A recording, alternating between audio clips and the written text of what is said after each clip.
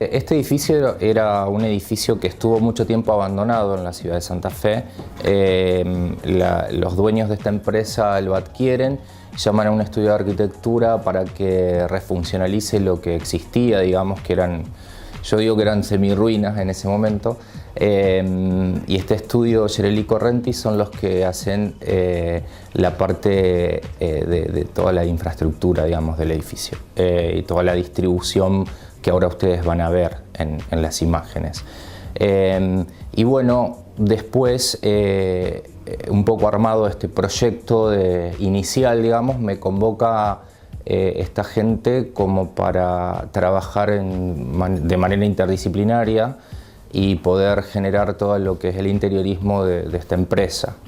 Que bueno, fue un desafío bastante importante. Yo vengo ya hace mucho tiempo trabajando, pero sobre todo en viviendas. He hecho muchos locales comerciales, pero oficinas de este porte que yo creo que para Santa Fe tienen bastante de innovador y de tendencia. Era un desafío tener que trabajar para una empresa de este tipo, digamos.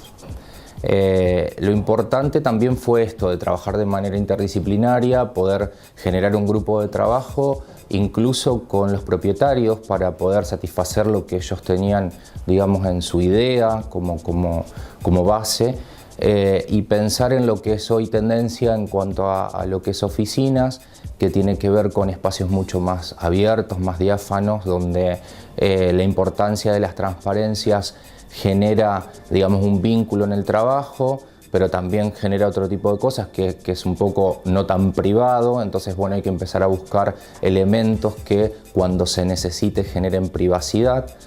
Lugares también de trabajo y de esparcimiento en algún momento, donde se pueda trabajar, pero también integrarse las personas que conviven en este espacio. Y también buscar sectores de capacitación, sectores de reuniones, lugares de conversación, bueno, distintos elementos que eran como premisas dentro del proyecto. Y también una de las cosas que era importante, yo creo, sobre todo en este lugar, era el tema de la luminosidad, de qué manera incorporar el exterior al interior, que bueno, creemos que se pudo resolver bastante bien con el tema de alguna vegetación, algún lugar de jardín vertical, y que también hoy, si lo vemos como tendencia, el tema en todo lo que son oficinas o coworking, la vegetación en el interior hace que se renueve el aire, que la gente que está mucho tiempo trabajando en un lugar pueda tener esto de sentirse un poco más abierta y un poco como más al aire libre. Y cuando se piensa en construir espacios interiores, dos factores fundamentales son las materialidades elegidas para las paredes, para los pisos, para las aberturas o las separaciones, y también el mobiliario del lugar. Terminan siendo componentes fundamentales de la identidad que se quiere dar. En este caso, una empresa tecnológica. Cuestiones que hay que tener en cuenta a la hora de diseñar nuestros espacios. Lo que pensé fue un poco, más allá de que vivimos en Santa Fe, Argentina, traer un poco una estética nórdica en cuanto al uso de la materialidad. La empresa tiene como logotipo el naranja y el gris, entonces combinar con esos dos colores que son institucionales, la calidez de la madera clara pero con una veta importante, que donde se nota, en este caso trabajé con melaminas, no con madera maciza. Se supone que hoy tiene que ver con lo ecológico esto de poder utilizar estos productos que el mercado provee y que hay, digamos, en cantidad y también con mucha calidad. Entonces, bueno, valernos de esto y del el laqueado blanco para poder contrastar con estos colores, digamos, lograr una composición donde el blanco sea puntos focales, la madera sea lo que integra y apaga un poco un gris bastante oscuro que es el color de la marca. El resto, bueno, trabajar con mucho vidrio y metal por esto de las transparencias y de la idea de vincular los espacios, generar una idea de continuidad en todos los ambientes, utilizando los mismos materiales. Lo mismo pasa en lo que son los office o la cocina de planta baja, en los baños. Digamos, los materiales conviven y se articulan en los espacios todo el tiempo. Esa era un poco la idea base de la premisa del proyecto.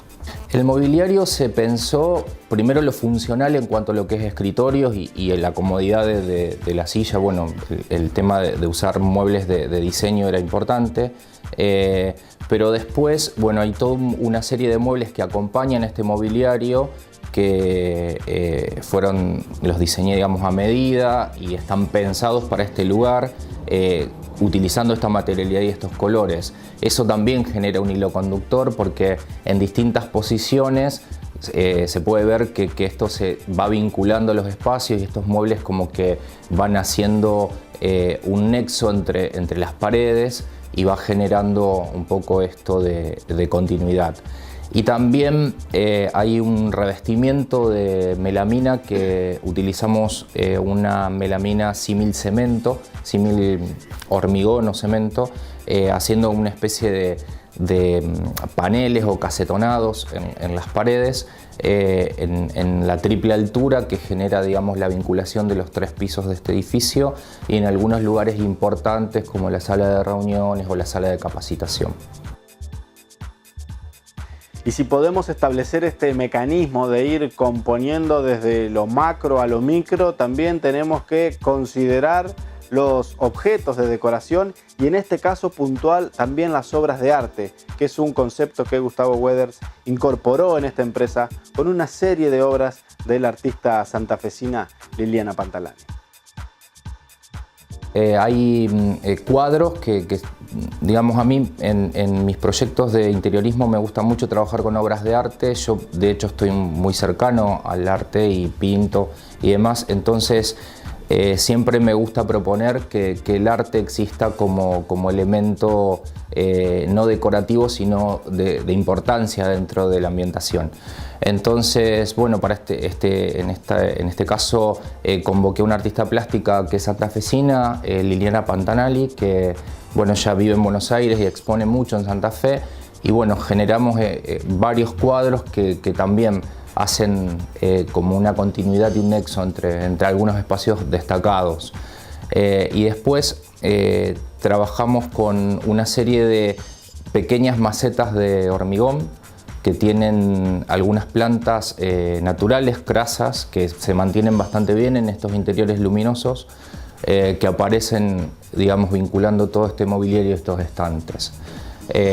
Y un poco también hacen nexo con este jardín vertical que remarca la triple altura del edificio. Yo creo que lo más importante es tener claro, digamos, el carácter. Yo cuando ingreso a cualquier tipo de edificio, sea comercial o sea vivienda, sé que en ese lugar va a pasar algo. ¿Y qué va a pasar? Sí, que ya la ambientación me esté contando lo que va a ocurrir en ese espacio. Entonces, sí, yo creo que es sumamente importante. Por eso el diálogo con el comitente es fundamental. ¿Qué es lo que pretende lograr? ¿Qué es lo que quiere conseguir? No solo para aquella persona que venga como cliente, sino para las personas que habiten ese espacio y cómo se sienten en ese lugar. Porque sobre todo en lugares de trabajo yo creo que estimula, de alguna manera genera mayor placer en los momentos donde se necesita el tema de la ambientación, el tema de trabajar con los sentidos, de poder aplicar esto que hablábamos de generar espacios con más diáfanos y más amplios, también genera mayor gana, diríamos, de permanecer en esos lugares. Así que yo creo que eso es importante. Y hay algo que es fundamental que también tiene que ver con el poder trabajar con la gente que realiza el diseño de una marca, porque también está pensando en algo institucional. Entonces el poder respetar esos colores, poder tomarnos de eso para desarrollar toda una estética es fundamental para una empresa. Y algo que no tenemos que dejar de lado a la hora de pensar en cómo constituir un espacio interior tiene que ver con las tendencias. Muchas veces leemos por ahí o vemos en ciertas publicaciones, se está utilizando esto, la última moda es usar este material. Bueno, ¿cómo trabajar estas cosas en lo corporativo y en las viviendas? ¿Cuál es la diferencia que tenemos que tener a la hora de incorporar las tendencias justamente en nuestros proyectos de diseño y decoración? Yo creo que la diferencia, o sea, esto es una manera bastante particular de ver mía, por la cual yo brego cuando estoy diseñando espacios.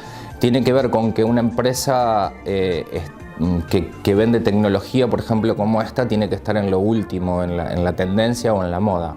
Una vivienda perdura en el tiempo y las viviendas nos cuentan sobre las personas que viven en ellas. Entonces, el desafío de desarrollar un proyecto de interiorismo para una persona tiene que ver con esto, con interpretar qué necesita y qué va a ser aquello que lo haga feliz en su casa.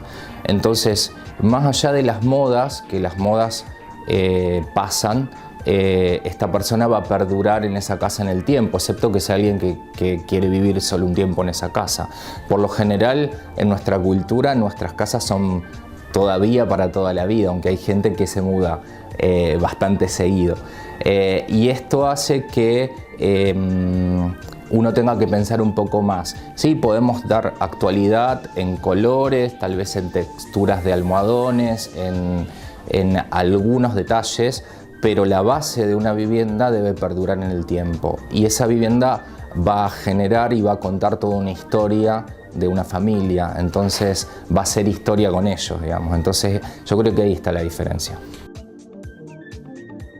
Y en los últimos años han cambiado un poco los paradigmas en cuanto a diseño interior y también se han incorporado distintas tendencias que se están utilizando mucho, por ejemplo, en la construcción en barrios privados, algo que en la ciudad de Santa Fe está teniendo mucho auge en los últimos años. Le preguntamos justamente esto a Gustavo Weders, ¿qué se está incorporando en estas viviendas y cuáles son las tendencias elegidas por los propietarios de las viviendas?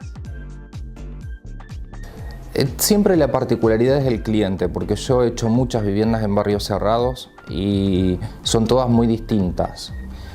Tiene que ver con lo que busca cada comitente.